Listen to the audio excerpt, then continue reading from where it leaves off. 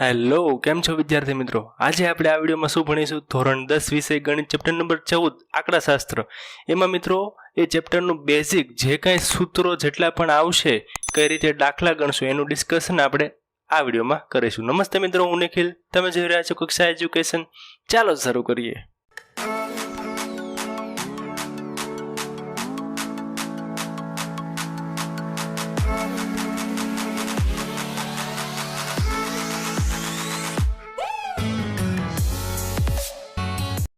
તો મિત્રો શરૂ કરીએ આપણે ચેપ્ટર 14 આંકડાશાસ્ત્ર.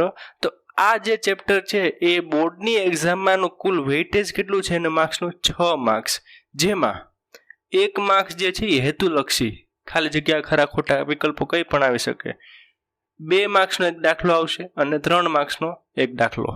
આમ કુલ 6 માર્ક્સનું વેઇટેજ જે છે એ આ ચેપ્ટરમાંથી છે. હવે આખા ચેપ્ટરમાં જેટલા પણ સૂત્ર છે એમાં લખી દીધા છે, એને આપણે 1 બાય 1 સમજીએ અને કયા દાખલામાં કઈ રીતે આપણે શું યુઝ કરશું એ આપણે એનું ડિસ્કશન કરીએ. તો મુખ્ય 3 છે: મધ્યક, બહુલક અને મધ્યસ્થ. પેલું જોઈએ આપણે મધ્યક. તો મધ્યક શોધવાની કુલ 3 રીત છે. એમાં પહેલી રીત છે સીધી રીત. એમાં સૂત્ર છે x બાર બરાબર સમેશન fi છેદમાં સમેશન fi, એટલે કે આપણે સિગ્મા fi બોલ્યા ને 9મા ધોરણની છે આ રીત, જે તમને આવડતી હશે, સીધી રીત. બીજી છે ધારેલા મધ્યકની રીત. શું છે એનું સૂત્ર? x બાર બરાબર a વત્તા સિગ્મા fi di છેદમાં સિગ્મા fi. અને ત્રીજી રીત છે પદ વિચલનની રીત. એનું સૂત્ર છે x બાર બરાબર a વત્તા સિગ્મા fi ui છેદમાં સિગ્મા fi ગુણ્યા h. આ થયા મિત્રો 3 સૂત્ર આના. હવે તમને કેમ ખબર પડશે કે કયું સૂત્ર, કઈ રીત આપણે કઈ અપનાવી? ખ્યાલ આવે છે? તો પેલી છે સીધી રીત. તો જે આપણે જ્યાં કેમ વર્ગ અને આવૃત્તિવાળું કોષ્ટક છે, તમને વર્ગ અને આવૃત્તિ નાની નાની આપેલું હોય, 0 થી 2, 2 થી 4, 4 થી 6, એ રીતે નાની નાની આવૃત્તિ, નાના નાના વર્ગ આપેલા હોય. તો કઈ રીત?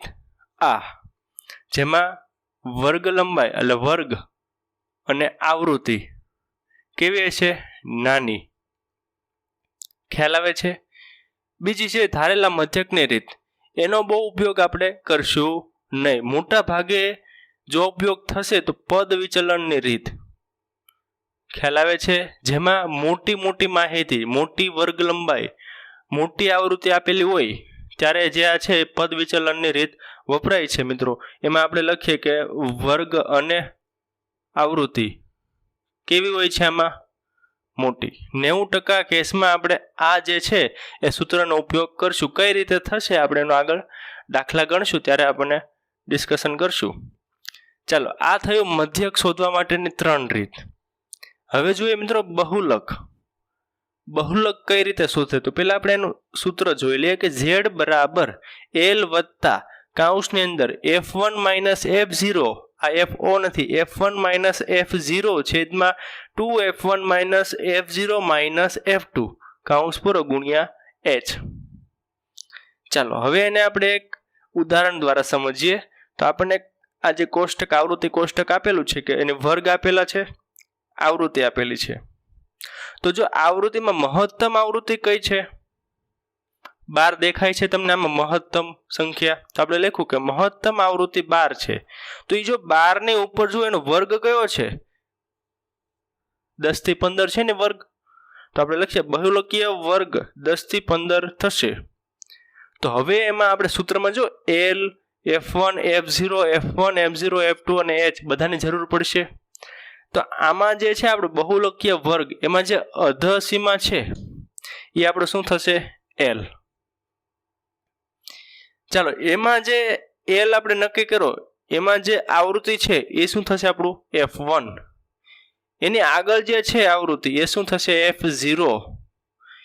આજે આપણી બહુલકીય વર્ગની જે આવૃત્તિ હતી એની પાછળની જે હશે એ આપણું શું થશે? f2. અને આ શું છે? આપણી વર્ગ લંબાઈ, એટલે કે આ ડિફરન્સ છે વર્ગ લંબાઈનો. આ વર્ગ જે છે એનો આજે 15 થી 20, તો 20 માઇનસ 15 કરશો તો આપણને શું મળશે? વર્ગ લંબાઈ 5 મળશે. ખ્યાલ આવે છે?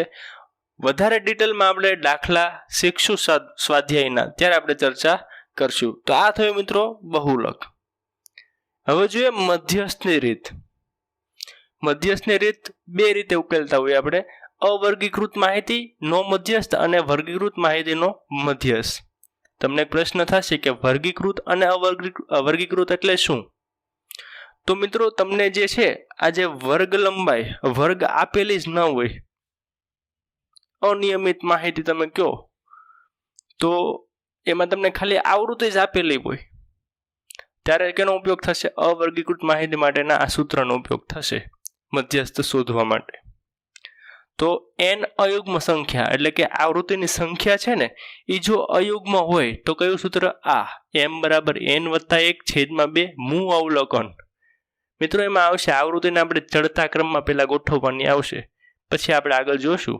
તમે અત્યારે આ સૂત્ર યાદ રાખો. અને જો n યુગ્મ હોય તો શું આવશે? m બરાબર n/2 જે અવલોકન વત્તા n/2 વત્તા 1 મૂ અવલોકન. એ જે અવલોકન આવે બેનો સરવાળો ભાગ્યા 2 એટલે આપણને મધ્યસ્થ મળશે. કયો?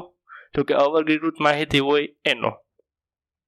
ખ્યાલ આવે છે? તો આ બે સૂત્ર જે છે એ કેના છે? અવર્ગીકૃત માહિતીના. તો મિત્રો હવે જોઈએ વર્ગીકૃત માહિતીનો મધ્યસ્થ. તો જેમાં તમને વર્ગ આપેલા હશે ત્યારે કયું સૂત્ર ઉપયોગ કરવાનો મધ્યસ્થ માટે? m બરાબર l વત્તા n/2 માઇનસ cf છેદમાં f ગુણ્યા h. જેમાં આપણે જે cf છે સંચય આવૃત્તિ આગળ ડિસ્કસ કરશું, h શું છે? વર્ગ લંબાઈ છે. તો આ એક સૂત્ર તમારે યાદ રાખવાનું. અને છેલ્લું છે, જો વધારે પડતો જો ઉપયોગ આવતો હોય તો આ સૂત્રનો છે મિત્રો. આ જે ઉપરના બે છે એ આપણે હેતુલક્ષી જે છે 1 માર્ક્સમાં એમાં આવી શકે, બાકી દાખલા ગણવા માટે મોસ્ટ ઓફ છે એ બીજું વર્ગીકૃત માહિતી માટેનું જે મધ્યસ્થનું સૂત્ર છે એ આવશે.